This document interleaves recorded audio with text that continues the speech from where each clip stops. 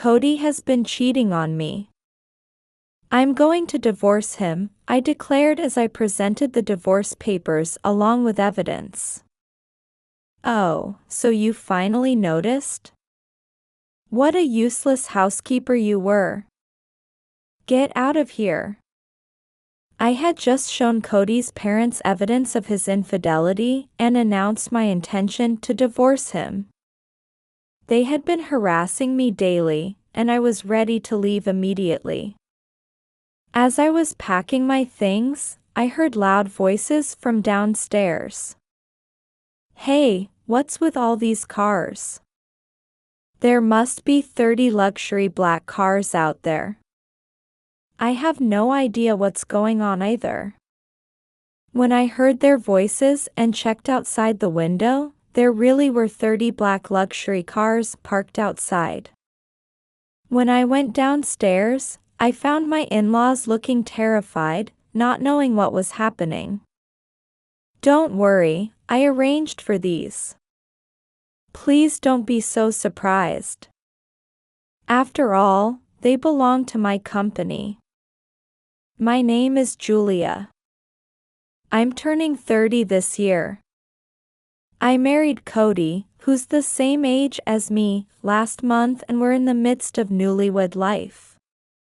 While we haven't thought about children or the future yet, we've been building a happy home together as newlyweds.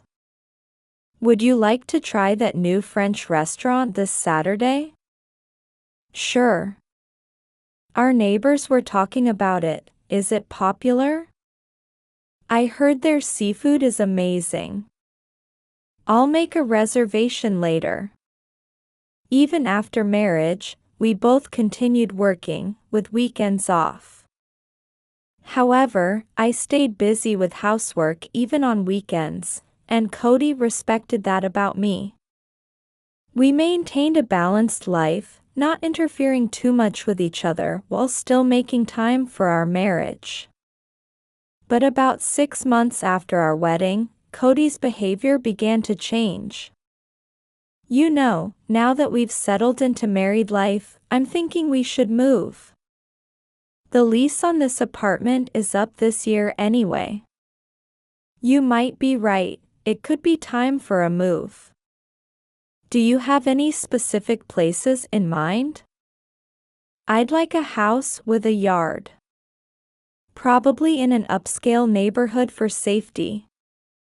We had been living in Cody's apartment since getting married, and while we discussed moving after things settled down, a house in an upscale neighborhood would be quite expensive. While safety was important, I didn't think we needed a house for just the two of us, so our opinions differed. We don't really need a house, do we? We're not having children anytime soon, and I want to focus on my work, so I don't want to spend too much time on house maintenance. I wanted to focus on my career and had decided not to have children for a few years. While living in a house might make sense eventually, I didn't think now was the right time. However, Cody seemed to think differently.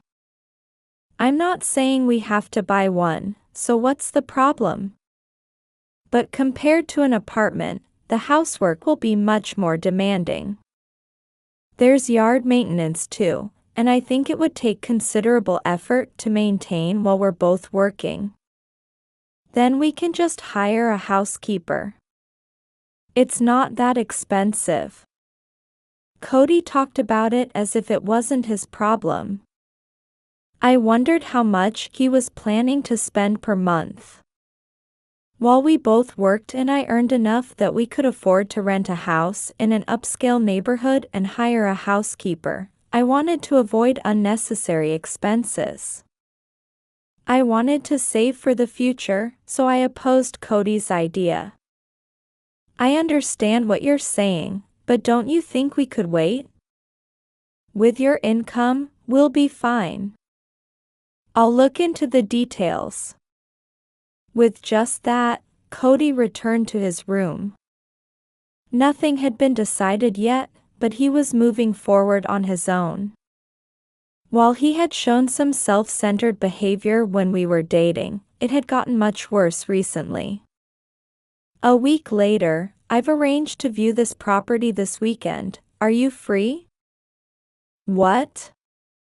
This is a mansion. It's not that grand, but it has a yard and a large balcony. The property Cody showed me was a house big enough for an extended family.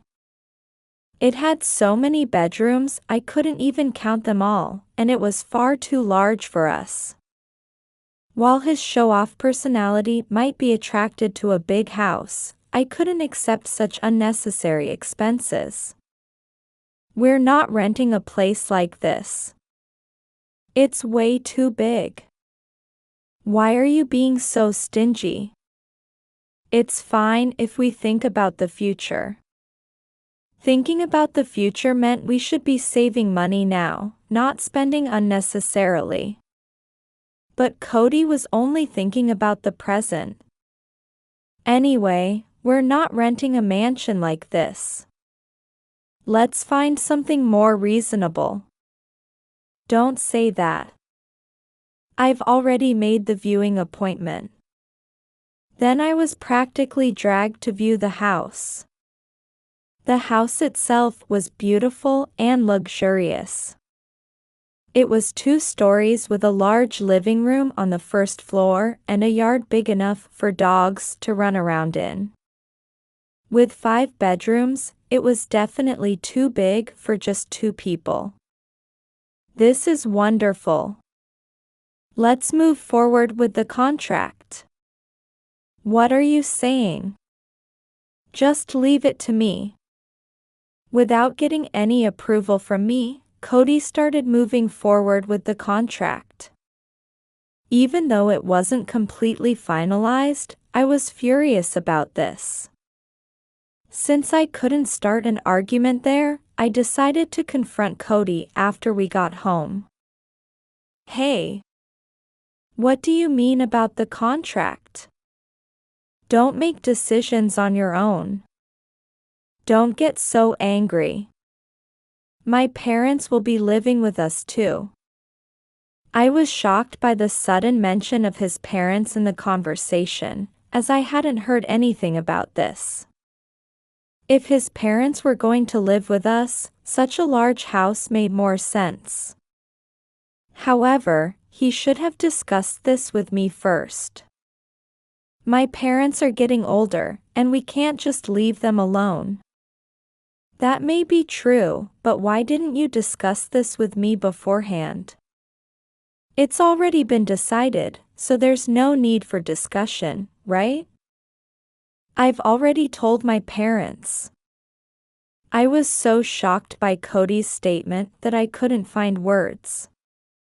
He and his parents had already discussed living together without consulting me at all. This was incredibly selfish. Why are you making such important decisions on your own? This isn't just about you. So you're refusing? That's not it. We're married, so we need to discuss these things. Why did I have to explain something so obvious? I was getting increasingly irritated. Common sense didn't seem to apply to Cody. You're my wife, so don't complain about what I say or do. If I suddenly brought my parents to live with us without telling you, wouldn't you be angry? It's the same thing. Listen, there's a difference between men and women. What I say goes, that's just common sense.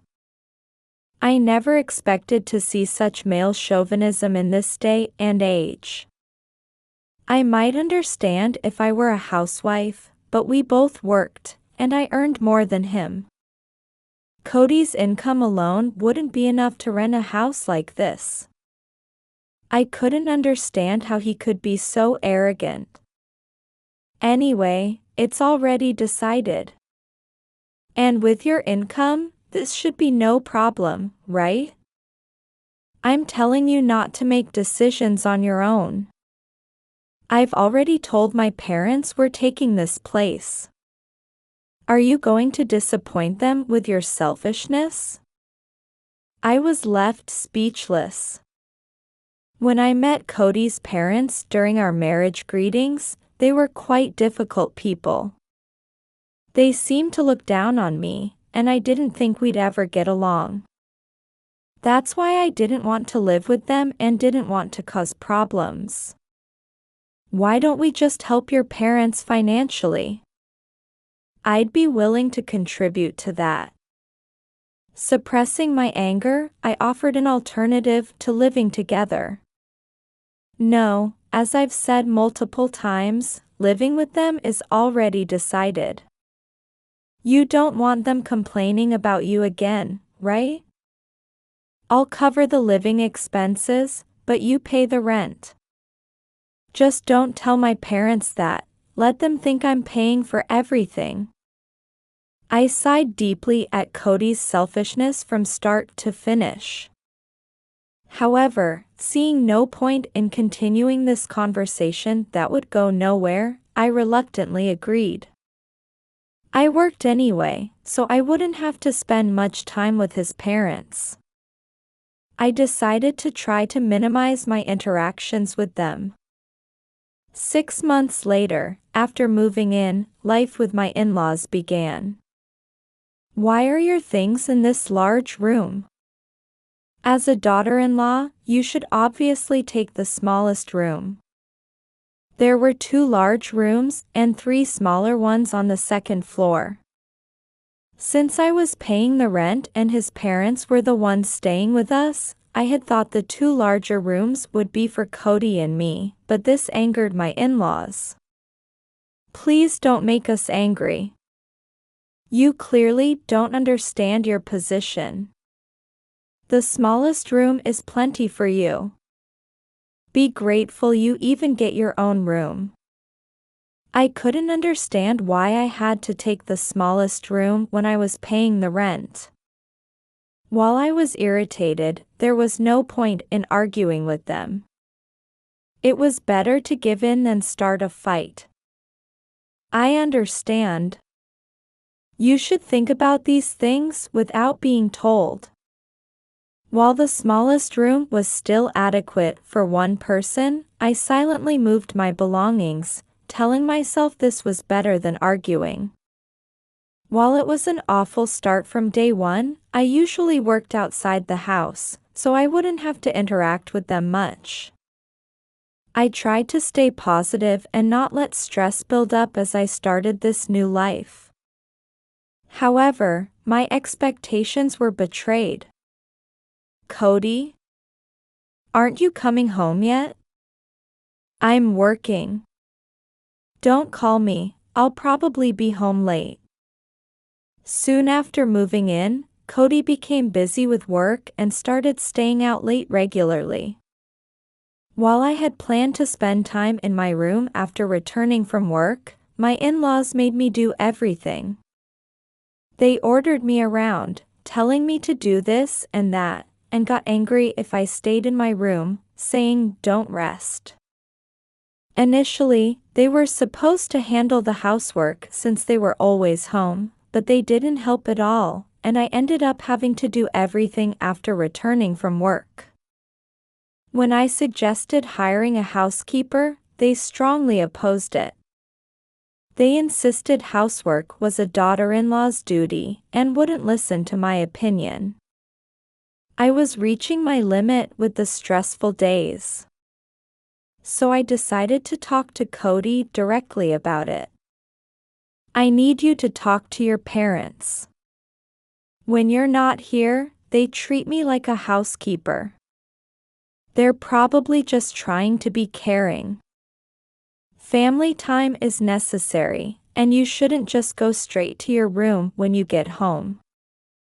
While family time might sound nice, the reality was that I was just being used as a housekeeper. I wished he wouldn't put such a convenient spin on it, but Cody wouldn't take me seriously. Gradually, his parents' treatment of me got worse, and I started regretting marrying Cody. Are you all right? You don't look well. If something's troubling you, you can always talk to me about it. My father and I worked at the same place, so we saw each other daily. Having watched over me since childhood, he probably noticed even subtle changes in me. However, not wanting to worry him unnecessarily, I kept quiet about the situation at home. I decided to try talking to Cody again. If there was no room for improvement, I would consider living separately. Fortunately, we didn't have children, so that made things simpler. I had become thoroughly disgusted with the current situation. Then one day, "Can I talk to you for a moment? I have something important to discuss." My father approached me with a serious expression as I was about to head home from work. Thinking it might be something important about work, I followed him to the conference room. "It's about Cody. He's having an affair. The other day, I saw him walking hand in hand with a woman. I couldn't believe it, so I followed them a bit, and they went into a hotel."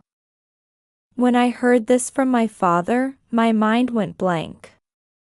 No way. While I couldn't believe Cody would betray me, I also couldn't believe my father would lie. Here's the photo and video evidence. What you do with this is up to you, but I'll support you completely. Looking at the evidence my father provided, I was convinced of Cody's infidelity. While I was shocked and heartbroken to tears, I also felt an anger that words couldn't express. After that, I returned home, but Cody said he'd be late due to work. So I called his parents to talk. "What do you want?" calling us out when we were relaxing in our room. "This is about Cody's affair. I'm going to divorce him."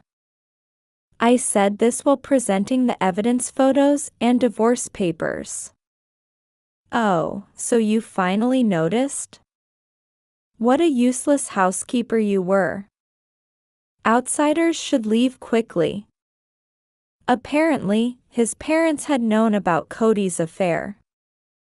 They truly had only thought of me as a housekeeper. While I was deeply disappointed, these people would no longer be part of my life, so it didn't matter. I decided to leave this house immediately and contacted my father. He said he would come pick me up, so as I was hurriedly packing my things, I heard loud voices from downstairs. "Hey, what are these cars? There must be 30 luxury black cars out there. I have no idea what's going on either." When I heard their voices and checked outside the window, there really were 30 black luxury cars parked outside. When I went downstairs, I found my in-laws looking terrified, not knowing what was happening. "Don't worry, I arranged for these. Please don't be so surprised. After all, they're my company's people." When I said this, my in-laws were dumbfounded. They seemed to have no idea what was going on. You see, my in-laws thought I worked part-time at a supermarket. Cody, with his pride, had wanted to hide the fact that I earned more than him from his parents. However, I actually owned a car rental business. Since we also dealt in luxury vehicles, the company owned many high-end cars. "Wait a minute. What do you mean you arranged this?" "It means exactly what I said. I asked my father to have these company cars come pick me up." "You own a company?" While explaining everything to them when they couldn't grasp the situation was a bit troublesome, I decided to tell them everything, wanting them to feel the full shock of learning who I really was. I wanted them to hit rock bottom as revenge for everything they'd done. I haven't mentioned this before, but I own a car rental business. And all these cars belong to my company. What's this about? We never heard anything about this. You should take that up with Cody, not me. He's the one who instructed me to hide everything because of his pride and ego. When I said this, my in-laws were again speechless, looking around in confusion. They probably never imagined I earned more than Cody. Since I didn't buy luxury brands or spend much money, they never suspected anything. Well, I don't use much money personally, and my salary isn't that high. So you're not making much profit?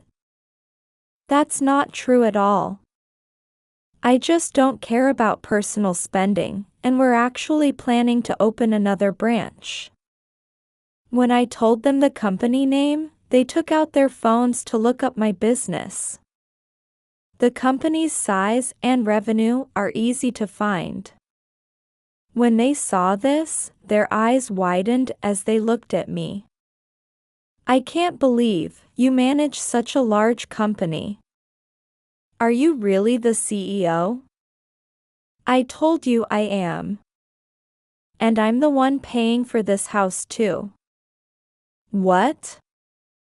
Cody was just a regular employee and didn't have the means to rent such a mansion. His parents seemed to understand nothing about their son. There's no way Cody could afford a mansion like this. Of course, after the divorce, you'll have to leave this house. Wait. Please reconsider the divorce. We'll scold Cody severely about the affair. It's too late to change your attitude now. The fact that you mistreated me and that Cody cheated on me won't change. It was too late for apologies now.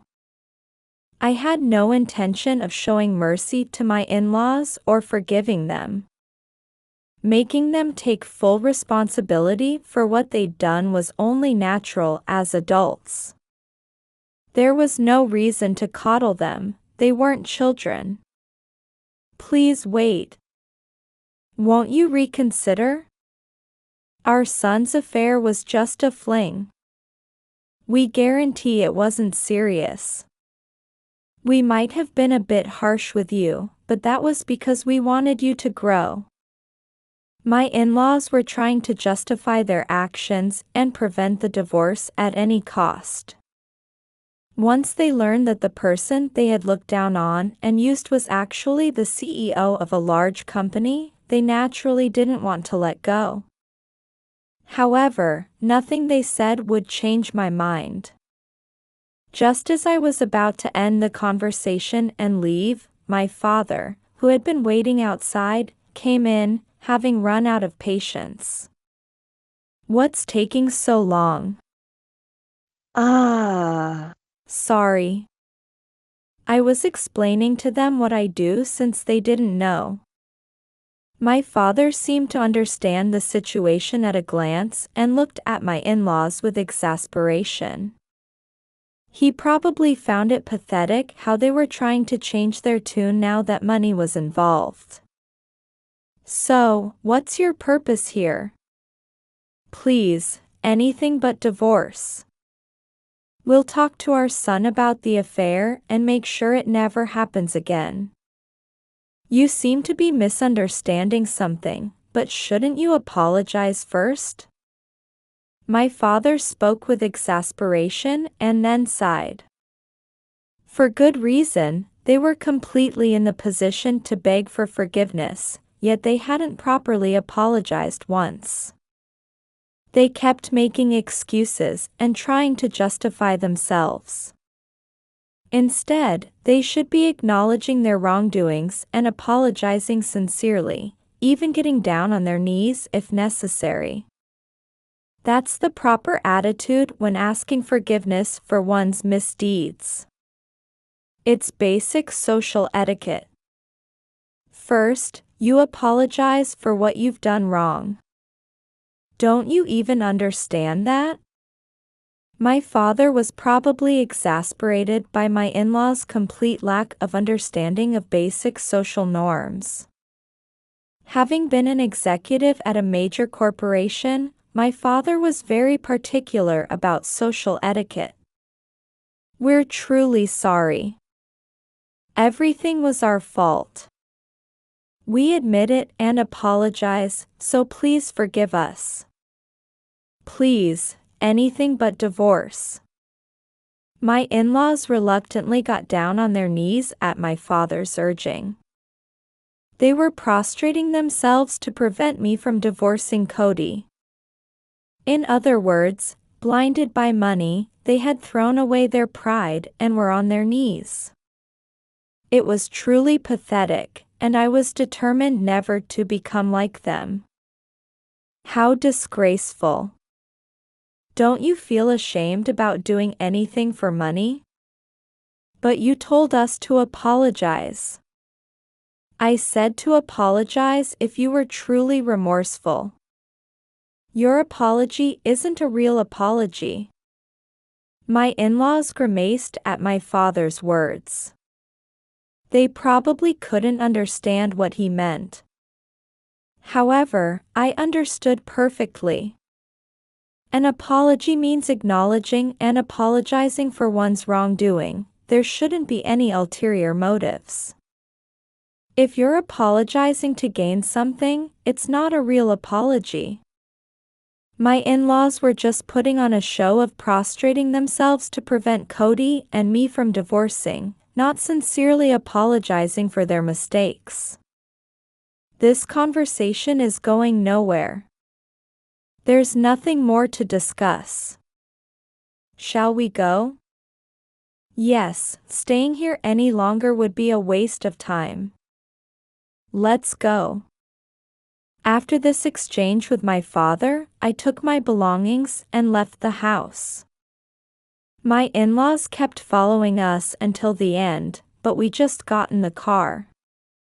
The sight of the cars driving away one after another was impressive.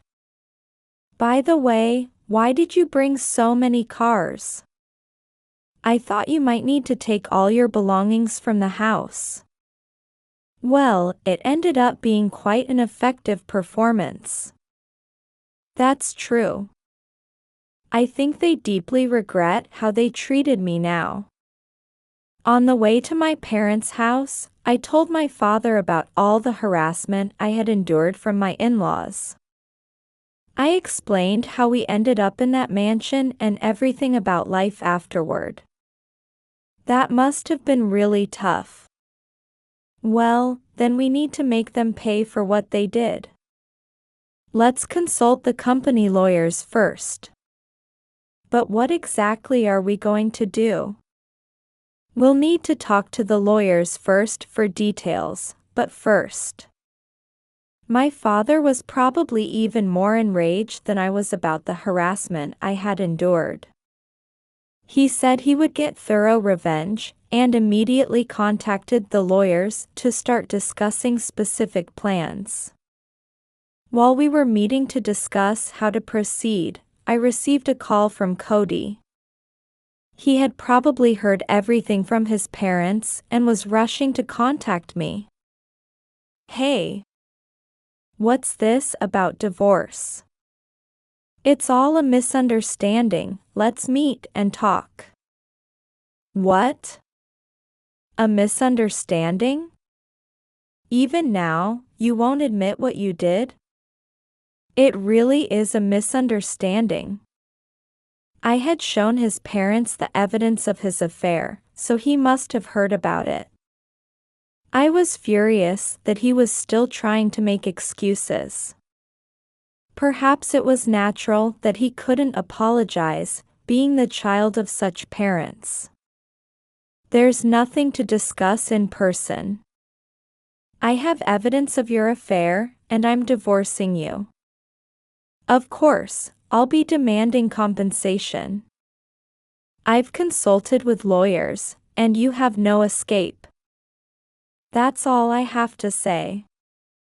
You know the standard compensation amount, so make sure you have the money ready. I said just that and hung up. When Cody kept calling persistently afterward, I temporarily blocked his number. With evidence of the affair in hand and lawyers on our side, we proceeded with discussions about how to handle the divorce and compensation. A week later, I went to the mansion with my lawyer to discuss future arrangements. First, please sign the divorce papers. We'll also be claiming compensation for the affair and for the malicious harassment. I told you. I won't divorce. And claiming compensation is ridiculous. These are our terms. If you don't comply, we're prepared to take this to court. The lawyer spoke briefly, presenting only two options: accept our terms or face a lawsuit. We weren't demanding unreasonable compensation, just claiming appropriate amounts and asserting our legal rights, so we were confident we'd win if it went to court. Of course, you'll also have to leave this house. By the way, Cody, your affair partner is your coworker, isn't she? When I said this, Cody was quite shocked. On my father's advice, I had hired a private investigator during this week to investigate everything about him. Cody had been having his affair during work hours. When we investigated, we found that his affair partner was a woman in the same sales department. Cody had been making false claims to the company to leave during work hours for his affair. This wasn't just about our marriage anymore. You can't take company money while skipping work to have an affair. What you did is unacceptable to your company too, so we'll be informing them about this. Wait a minute. There's no need for that, is there? Cody would not only have to pay significant compensation for divorcing me, but now faced the possibility of losing his job too. He had probably finally realized the foolishness of his actions. However, I was determined to corner him completely. You'll probably be fired, but why don't you support each other with your affair partner? That's impossible. She just joined the company recently, and I was the one who aggressively pursued her. That's why I'm covering her compensation payment too. You're truly rotten to the core. But that's none of my business. Whatever circumstances existed between Cody and his affair partner, they had to take responsibility for their actions. If their relationship fell apart and their lives went to ruin, it meant nothing to me. That's all I have to say. You have 1 week to respond to our lawyer. If we don't hear back, we'll file a lawsuit. Please. Please forgive me. I don't have money for compensation. I have no savings, so I won't be able to live. I'm truly sorry. I'll get on my knees, anything, please forgive me. Until the very end, Cody and his parents begged for my forgiveness, but my heart wasn't moved at all. In fact, I was angry at how they were trying to escape responsibility even at this point. Don't make me repeat myself. I have no intention of forgiving you. You can suffer for the rest of your lives for all I care. I stated this clearly and left with the lawyer. A week later, they responded to our lawyer. They said they couldn't pay in full and requested installment payments. However, since we didn't trust them, we insisted on full payment only. There was no response from them for a while, but after we threatened legal action, they somehow managed to make the payment. Perhaps they had borrowed money from somewhere. I heard they had sold all their assets and maxed out their credit cards and consumer loans to gather as much as they could. For the remaining amount, they apparently turned to friends and relatives, and eventually even loan sharks.